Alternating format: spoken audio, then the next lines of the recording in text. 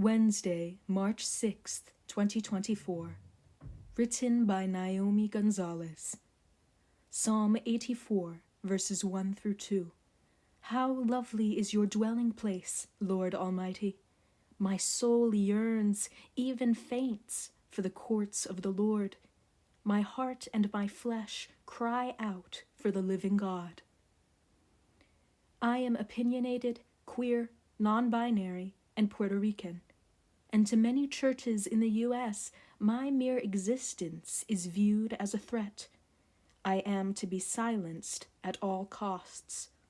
In evangelical circles of any racial or ethnic background, I am viewed as an abomination because of my queerness and non-binariness.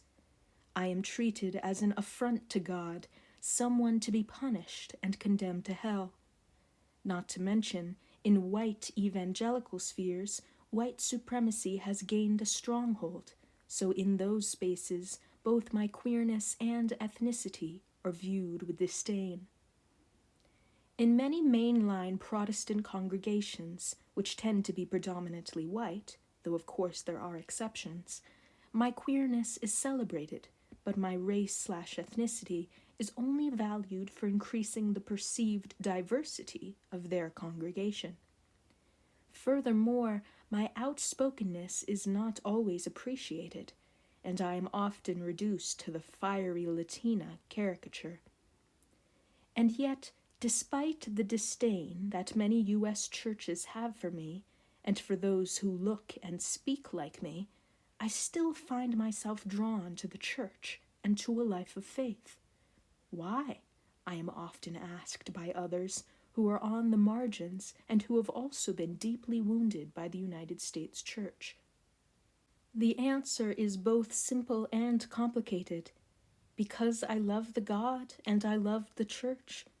Because, as imperfect as the institution is, I have been lucky to find individual congregations who have shown me the love of God. There was the small Moravian congregation during my college years that embraced me and all my questions as I rejected the fundamentalist faith of my youth. There were the two United Methodist campus ministry groups, who, although the official denomination at that time had taken a negative and largely non-affirming stance, buckled their denomination and unabashedly welcomed queer folk.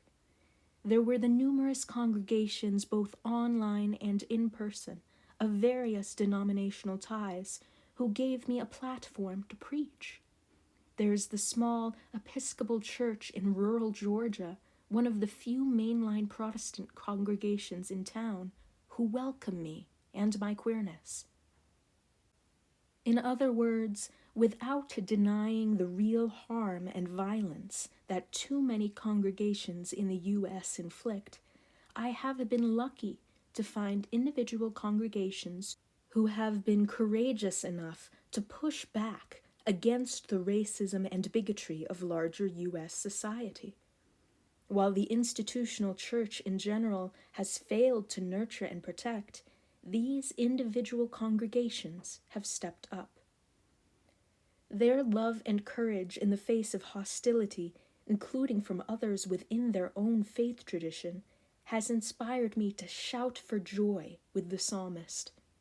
These individual congregations have helped, on many occasions, to resurrect my mustard seed of a faith, which so many others within Christendom have tried so hard to destroy.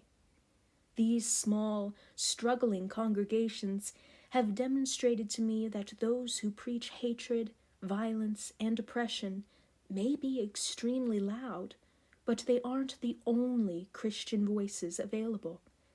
That my voice and my life, as insignificant as they may be to the dominant culture, does matter.